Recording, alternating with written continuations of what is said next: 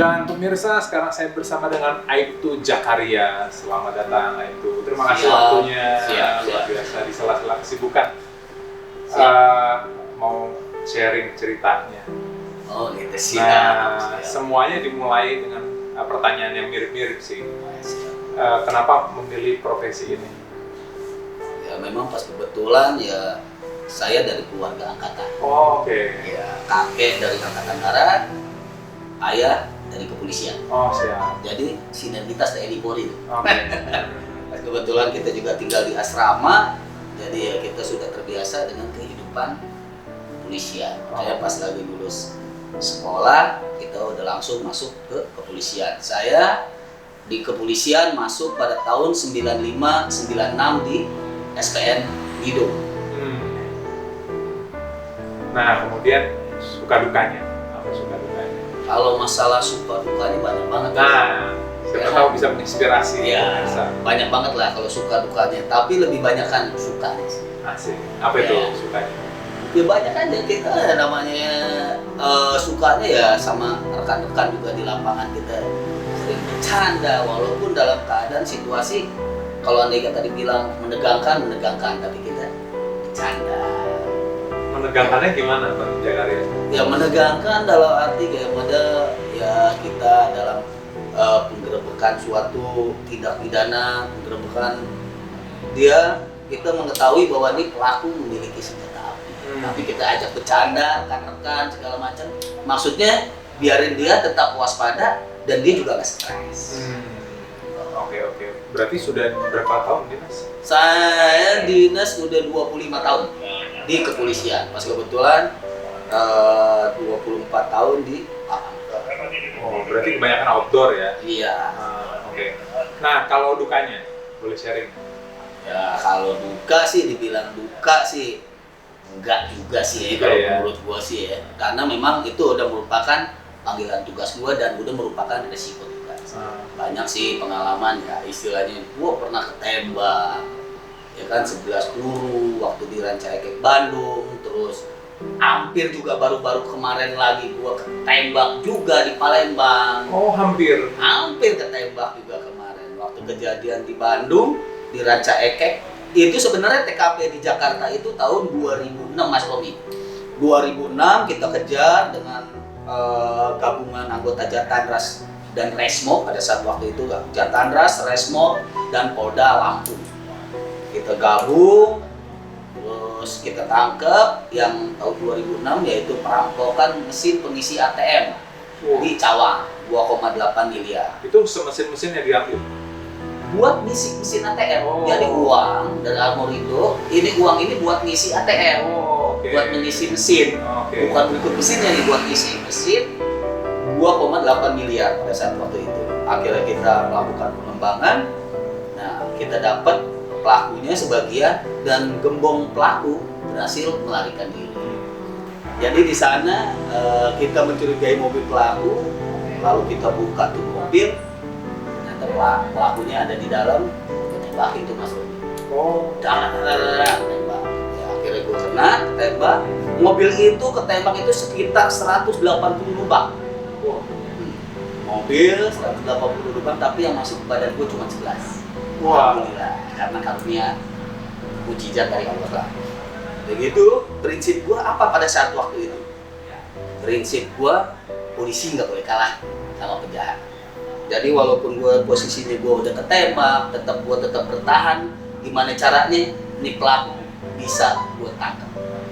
Karena apa? Pada saat waktu itu gue yakin, karena pada saat waktu yang kena di posisi jantung, ini kita ngomong udah keluar begini, tapi nggak ada rasa nyesek sama sekali. Oh, itu keluar kayak air mancur? Keluar. Dan nggak ada rasa nyesek sama sekali, dan syahadat gue lancar. Mungkin Mas Romi pernah nonton kan, kalau naik kata sinetron, kalau sudah syahadat, udah pasti lewat dong, ya kan? Alhamdulillah, lancar. Akhirnya sampai ke rumah sakit, asal sadikin. Nah disitulah baru gue tahu bahwa di sana gue terkena 11 lubang, 11 tembakan. 2 di jantung, 1 di hulu hati, 2 di sini, 2 di sini 7, di sini 1, di sini 3. Nah yang di tangan ini, tangan sebelah kiri, menurut dokter, karena udah nggak bisa digerakin pada saat waktu itu, dokter untuk menyarankan untuk amputasi. Menyarankan untuk amputasi, komandan dan keluarga semua udah nih, udah ACC. Tapi kan untungnya gue nggak pingsan. Oh, oke. Ya, untungnya gue nggak ada pingsan, nggak ada apa. Pas lagi mau amputasi, gue bilang jangan main amputasi. Kecuali kalau andai kata memang udah nggak bisa digunakan. Enggak Pak, ini masalahnya ada proyektil yang di sini peluru sama tulang sama-sama hancur, sama-sama kuat. Ya kan, udah gitu, udah. Ini harus diamputasi karena takut busuk. Saya bilang kalau udah busuk, ya alhamdulillah, gua tetap bertahan untuk diamputasi. Kaki gua datang dari aku, kaki gua datang, cuma diliatin, saya udah kasih aku nih ceritanya. Si aku aja, udahlah cuma segitu doang. Udah gue balik, jadi nggak nginep kakek gue, udah gue balik lagi ya. Cuma segini doang. Nanti selesai dari rumah sakit sini, lo pulang. Selesai dari situ, udah. Dan yang kejadian juga hampir juga nih. Yang kejadian, duit juga masih gue pegang tuh, masih gue simpen duit. Jadi waktu itu gue nyimpen duit. Posisinya biasanya kan duit gue taruh di sebelah kanan nih duit. Emang kebiasaan gue ini kebiasaan gue sampai sekarang juga. Gue naruh duit selalu begitu, nggak pernah bawa dompet ya. Duit, nah pas pada saat waktu ketemu dengan si mobil pelaku, duit itu gue pindahin ke sebelah kiri. Insting aja ya? Iya, senjata gue pindahin sebelah kanan, makanya ditembak. Untungnya kena duit. Kalau enggak, iya. Oh. Kalau nggak kena duit, selesai biji gue kena. Kena, ya kan? Dan ada keadaan duit yang 50.000 itu hancur. Dan ada duit yang satu yang juga hancur. Oh, yang ngeblok itu pelurunya? Ya, duit 100 ribuan bukan. Nah ini pelaku bisa 100 peluru pakai enggak berarti ya? Ya karena si pelaku ini di depan, di belakang juga ada, di dalam mobil pun ada, di belakang mobil juga ada. Ada anak buahnya? Iya, karena pada saat waktu itu gini Mas Robi. Karena hitungan, saya bilang pada saat waktu itu kan yang gabung di mobil saya itu Hendy, terus Pak AKBP Fadil Imron yang sekarang jadi Kapolda Jatim, terus Pak Gunardi, baru saya, terus yang di depan itu Pak Bumay sama Pak Adek Yudiswan. Nah pas beliau turun, kita langsung ikutin beliau. Saya bilang backup saya. Jack hati-hati, dia bawa granat. Saya bilang, iya bawa granat. Saya bilang, mohon izin komandan, kalau andai kata hitungan ke 10 Jack nggak keluar dari mobil, tembak. Hitungan ke-5 sampai 10 Jack nggak keluar dari mobil, tembak. Pelakunya? Saya di dalam mobil. Kan gue di dalam mobil, di dekat-dekatan dulu posisinya nih. Di dalam mobil, jadi pas buka pintu udah tarang gitu. Nah pas akhirnya udah, gue langsung masuk ke dalam, udah digelodong Pak. Sama anak buahnya itu juga ya? Iya sebagian ada yang dari peluru itu tadi, peluru dari anggota juga kan, anggota kan karena nembak di mobil. Oh termasuk ada Bang Jacqueline di situ? Iya, memang tadi awalnya memang kita bilang begitu, hitungan kesekian nggak keluar, tembak. Termasuk di dalamnya ada Bang Jacqueline? Ada, memang kita yang sengaja kita yang masuk ke dalam mobil itu. Akhirnya kita kena itu tadi 11. Udah habis selesai itu ya udah kita dibawa ke rumah sakit Hasan Sadikin Bandung gitu. Jadi ini gua sih yang penting sih kita yakin ya, yakin kita baik sama orang, insya Allah. Ya, insya Allah kita pasti dikasih perlindungan. Yang penting sih intinya sih lu jangan pernah nyanyain orang tua. Maksudnya gimana tuh? Biar yang nonton yang masih punya orang tua ya. Karena bukannya apa-apa, doa ibu sangat amat.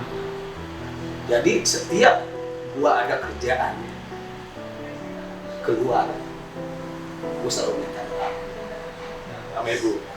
Sampai sekarang telepon dulu.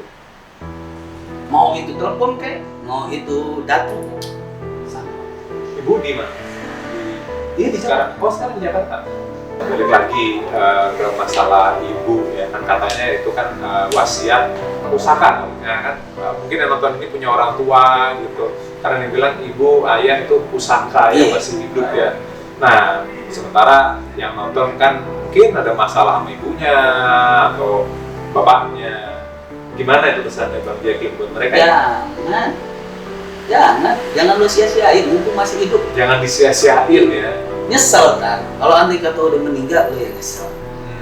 Gua kasih tahu nyesel. Nasi udah jadi bubur ya? Iya nyesel. Karena gue inget pesan kakek gue, kalau lo mau kebahagiaan akhirat, lo harus hormatin mak. Karena surga lo ada di bawah telapak kaki ibu. Kalau lo mau kebahagiaan dunia, lo hormatin bapak. Tapi kalau lo mau bahagia dunia akhirat, berarti lo harus hormatin tuh keduanya, bapak sama emak lo kan gitu. Nah itu kakek gue selalu bilang. Nah itu yang keren. Mudah-mudahan yang nonton bisa dapetin itu dari kisah Bang Jacqueline yang luar biasa. Kalau selesai nonton ini ingat-ingat itu aja satu. Nah sekarang gimana nih Bang Jacqueline kalau orang tuanya mungkin bapaknya udah meninggal, ibunya udah meninggal, gimana tuh Bang Jacqueline?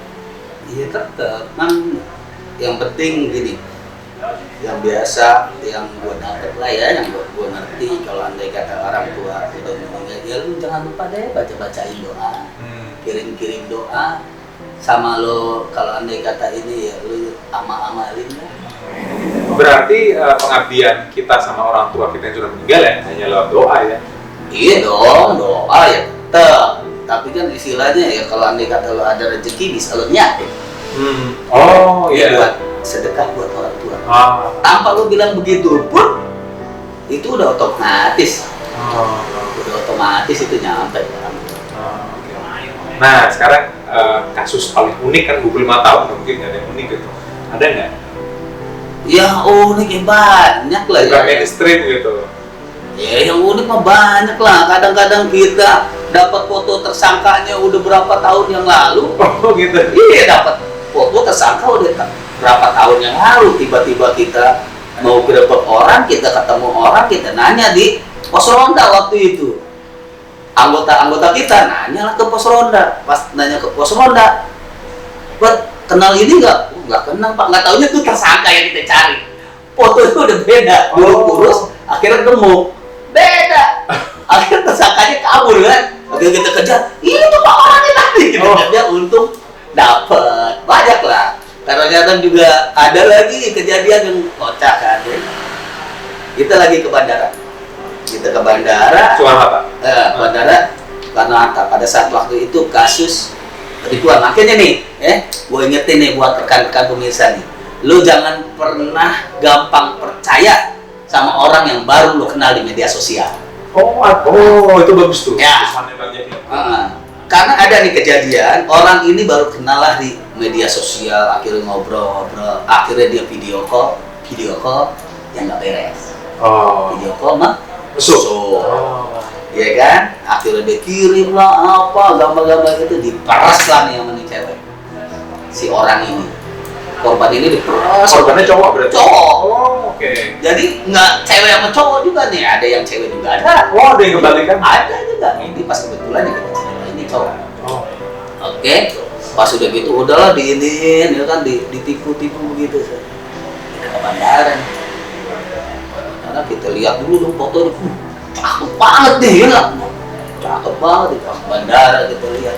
Padahal kita udah lihat itu orang, kok nggak ada ya yang mirip dia ditangkap ini. Tapi pas dilihat untung kalungnya. Kita lihat, ini kok kalungnya sama nih Pak. Itulah kamera 360 tuh. Jadi udah kita lewatin. Dia udah mau naik pesawat, mau pergi ke luar negeri. Oh, mau kabur ya? Iya. Atau kita dapat, waduh, nggak tahu deh itu nanti. Gara-gara dia pakai kalung. Kalungnya sama dengan yang di foto di medsos itu. Oh, berarti kasus pemerasan ya? Iya. Oh. Salah lah, udah kayak pada begitu banyak yang kejadian yang serem juga banyak. Yang Wah, pelaku, serem. pelaku Gimana ya? ditembak, ada yang nggak mempan. Oh gitu? Ancam.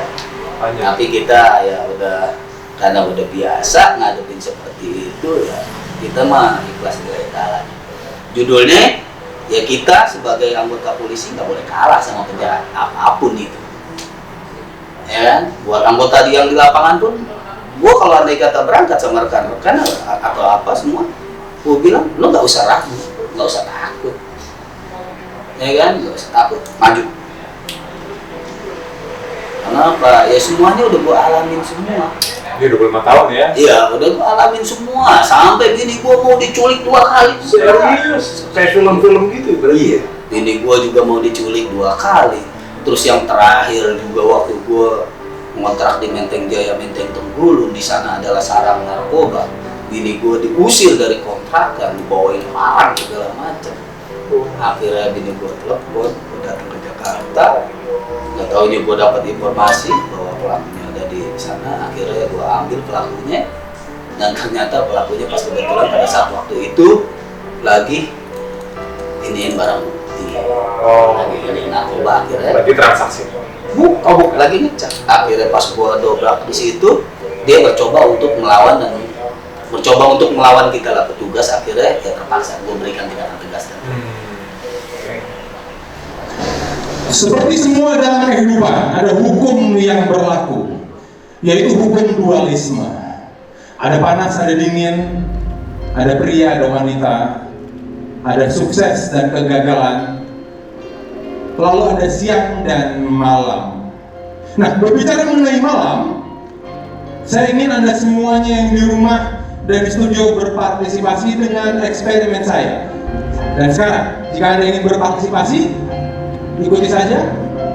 Letakkan 2 kaki Anda di lantai dan kedua tangan Anda di paha. Termasuk yang di studio, termasuk yang di rumah. Letakkan 2 kaki di lantai, kedua tangan di paha. Paha Anda bukan paha orang lain. Untuk itu, saya perlu 2 orang dari penonton, di mana nanti mereka akan berperan menjadi anak yang baik dan anak yang nakal.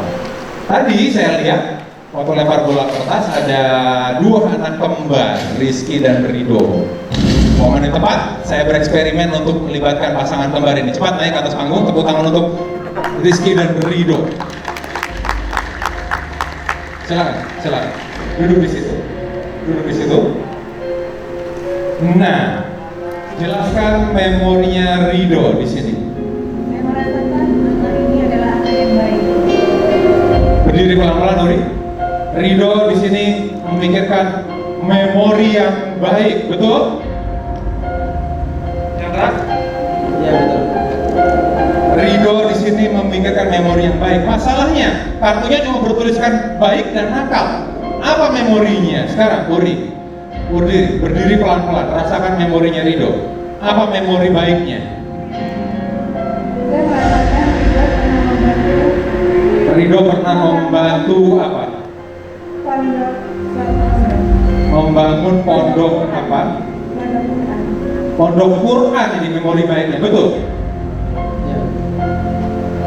Bagus, teruskan lagi. Dan memori ini Melibatkan seseorang, langsung masuk namanya. Siapa nama orang ini, Uri? Saya merasakan ada 4.000. Siapa namanya? Saya rasa sudah tahu. Siapa namanya, Uri? Oke, sebutkan saja Uri, namanya siapa? Namanya Izul. Dan ini adalah abang ipar dari Ridho. Betul? Tepuk tangan untuk mereka berdua, mulai kembali ke penonton. Dan untuk Anda semuanya, pesan moralnya sederhana. Apa yang kita tanam itu yang kita tuai. Nama saya Rudi Rafael dan istri saya Rudi Rafael. Selamat malam.